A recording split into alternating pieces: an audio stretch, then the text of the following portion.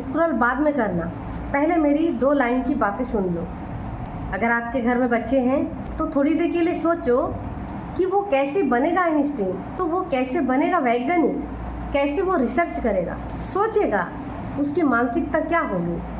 सब लोगों ने सिर्फ उसे यही बताया है कि सब कुछ भगवान करता है। कैसे वो बच्चा अपनी सेहत का, अपने डाइट का ध्यान रखेगा, कैसे वो स्कूल जाएगा, पढ़ाई करेगा और अपनी ज़िंदगी से, अपने जीवन से अंधकार को दूर करके रोशनी भरेगा। कैसे होगा ये?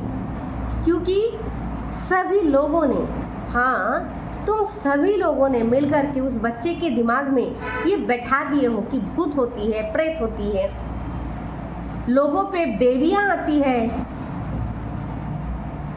हमें पूजा करना चाहिए, हमें सब भगवान सब कुछ किया है, तो उसको करने की क्या ज़रूरत है? फिर उसको वैसे ही बिठा दो, वो अपने आप भगवान बन जाएगा, उसको कर्म करने की ज़रूरत नहीं है। शायद आपने कभी भी गीता, महाभारत, धर्म से जुड़े जितनी भी पुस्तकें हैं, धार्मिक पुस्तकें, जरा सोचो तो कि वो धार्मिक पुस्तक के अंदर जो लिखा है उसमें सारी जाति भेदाभेद, कास्ट भेदाभेद, रंग रूप, सारा चीज़ भेदाभेद, कैसे हम रावण बन सकते हैं, कैसे हम दुर्योधन बन सकते हैं, कैसे हम दूसरों की औरतों को उठा सकते हैं, कैसे हम किसी का नाक काट सकते हैं, ये सारी चीज़ें उसमें भी यही चीज़ तो दी हुई है। जैसे फिल्मों में होता है, फिल्मों में क्या होता है, जो समाज में हो रहा है उसी को दिखाते हैं। तो गीता महाभारत में भी तो वही है, भाई भाई के साथ में लड़ो। मैं ये नहीं कहती कि वो सारा चीज़ मत पढ़ो, उसकी ज्ञान मत दो, उसकी ज्ञान दो, वो उसको सिर्फ एक धार्मिक पुस्तक ही मान के ही ज्ञान दो, लेकिन उसको इतना अपने जीवन में नहीं उतारो कि वो अपने अंदर की पोटेंशियल को वो बना ना सके। क्योंकि वो कृष्ण था जो बन के चला गया, कुछ करके चला गया। राम था जिसने कुछ किया और करके चला गया, अब वो नहीं है। दोबारा कोई राम नहीं बन सकता, दोबारा कोई कृष्ण नहीं बन सकता, दोबारा कोई बुद्ध नहीं बन सकता। हमें सिर्फ उनकी विचारों को लेकर के हमारे जीवन से अंधकार को दूर करने के लिए हमें एजुकेशन की बहुत ज़रूरत है। और वो एजुकेशन तब होगा जब हम भूत प्रेत, अंधविश्वास, रूढ़िवादी सोच हमारी जब ये छूट जाएगी, तभी हम अपने बेहतर कुछ सोच पाएंगे।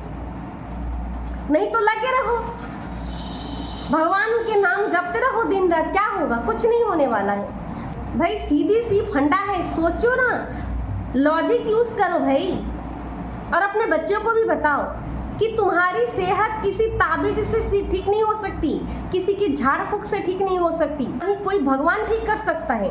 तुम तभी ठीक हो सकते हो, तुम्हारी सेहत भी तभी ठीक हो सकता है जब तुम अपनी सेहत का ध्यान रखो, वर्क करो, तुम एक्सरसाइज करो, अपने डाइट पे ध्यान रखो, तभी तुम्हारी सेहत अच्छी रह सकती है।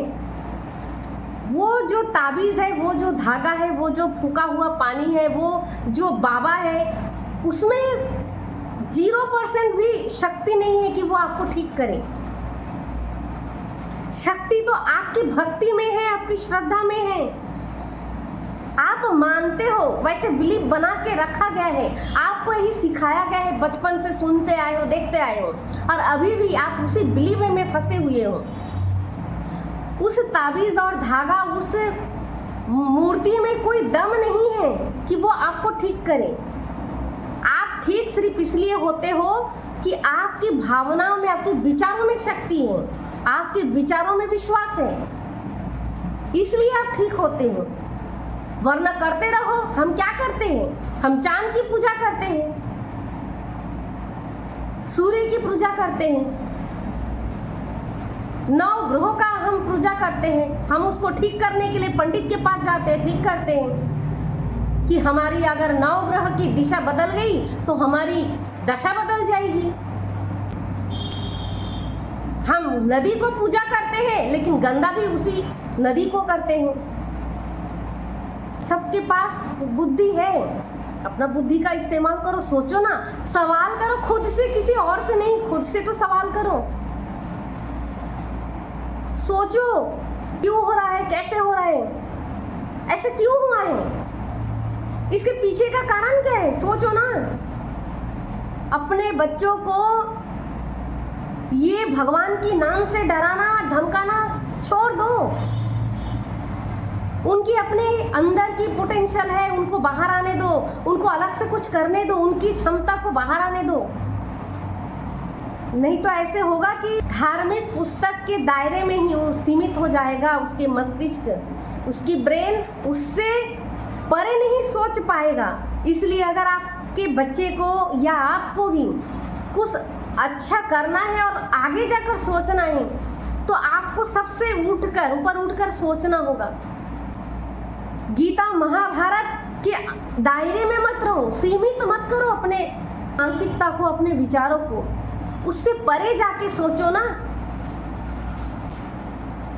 गीता में ये लिखा है, महाभारत में लिखा है, धार्मिक पुराण इसमें ये लिखा है। क्यों जो जिसने भी लिखा है उससे आपको कोई लेना देना नहीं है। आप अपने जीवन को संवारने के लिए आप क्या कर सकते हो ये देखो ना। हर कसौटी पर उसे तोलना सीखो ना। सोचो ना दुनिया जा कहाँ रही है, हम अपने बच्चों को दे क्या रहे हैं। इतना ही कहना था। अगर आपको मेरी थोड़ी सी भी बात पसंद आई हो ना तो थोड़ा ध्यान देंगे अपने बच्चों पर भी और अपने विचारों पर भी। अपने विचार को थोड़ा सा ऊपर उठाओ, हर चीज़ों से परे जाकर सोचो, सवाल करो अपने आप से। हर सवाल का जवाब मिलेगी, आपका मन आपका हर सवाल का जवाब देती है। आप सवाल नहीं पूछते हो कभी खुद से।